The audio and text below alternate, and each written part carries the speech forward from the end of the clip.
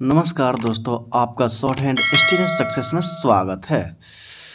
Dictation start होगा 80 word पर minute 5 second बाद। स्टार्ट। महोदय, इस उपग्रह पर मानव अस्तित्व को बनाए रखने के लिए सबसे पहले आवश्यक है कि ऐसे विकास कार्यों को जारी रखा जाए जो सामाजिक न्याय पर आधारित हों और जिन्हें न्यायपालिका का समर्थन प्राप्त हो। अन्यथा पर्यावरणीय प्रदूषण के कारण न तो पीने के लिए साफ पानी मिलेगा और न सांस लेने के लिए शुद्ध वायु और न ही आश्रय देने वाले वृक्ष ही रहेंगे। 21वीं सदी में संपूर्ण संसार मात्र शमशान भूमि तथा उद्योगों की छीजन और रेडियोधर्मी कचरे की कूड़ेदानी बनकर रह जाएगा। लोभी मानव को सोने का अंडा देने वाली मुर्गी को नहीं मारना चाहिए। वायु, जल, वनस्पतियाँ और पशु पक्षी मनुष्य जाति के अस्तित्व के अभिन्न अंग हैं जिन पर उसका भविष्य निर्भर करता है। सार्वभौमिक न्याय का यही मूल तत्व है जिसे राष्ट्रीय और अंतर्राष्ट्रीय कानूनों का रूप दिया जाना चाहिए।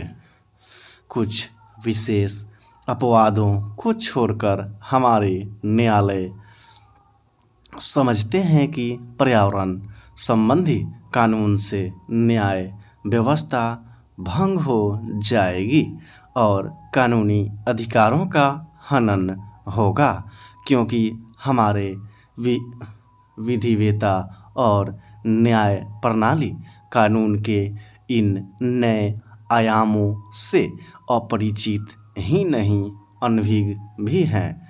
यह अधिनियम काफ़ी व्यापक है और इसमें विभिन्न प्रकार के जल स्रोतों को शामिल किया गया है।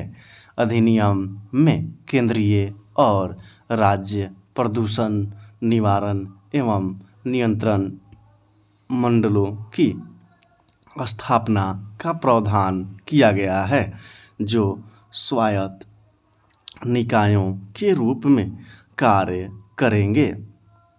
अधिनियम के कार्यान्वयन के लिए स्थापित इन मंडलों के दो महत्वपूर्ण कार्य हैं: प्रदूषण मानक निर्धारित करना तथा उद्योगों के कचरे और वाहित मल को नदियों में बहाने के लिए स्वीकृति प्रदान करना।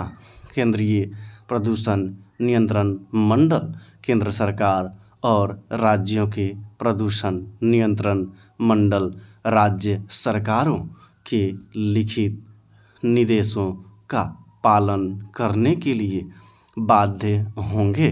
राज्य में प्रदूषण नियंत्रण मंडल द्वारा निर्धारित मानकों का अतिक्रमण और सहमति की शर्तों का उल्लंघन करने वालों को कठोर दंड देने का प्रावधान किया गया है।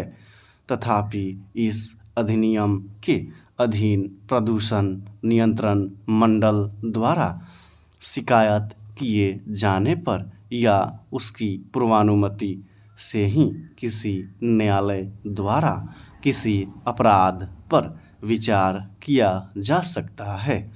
अधिनियम में यह भी प्रावधान किया गया है कि यदि किसी कार्य से जल प्रदूषण की आशंका हो तो राज्य प्रदूषण नियंत्रण मंडल द्वारा उसे रोकने के लिए न्यायालय में याचिका दायर की जा सकती है। इस अधिनियम के द्वारा पानी के नमूने लेने, जांच और मुआयना करने के लिए प्रदूषण नियंत्रण मंडलों को व्यापक अधिकार दिए गए हैं। केंद्र सरकार द्वारा केंद्रीय जल प्रयोगशाला और राज्यों में राज्य स्तरीय जल प्रयोगशालाओं की स्थापना और विशेषज्ञों की नियुक्ति का भी प्रावधान इस अधिनियम में किया गया है।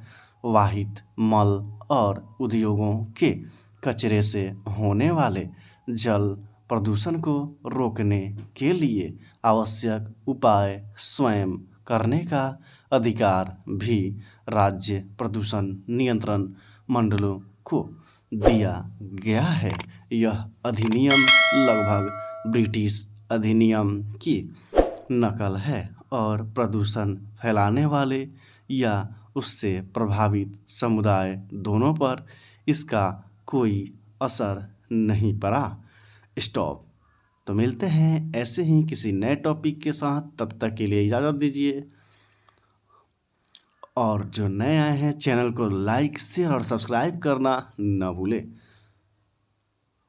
जय हिंद, जय भारत।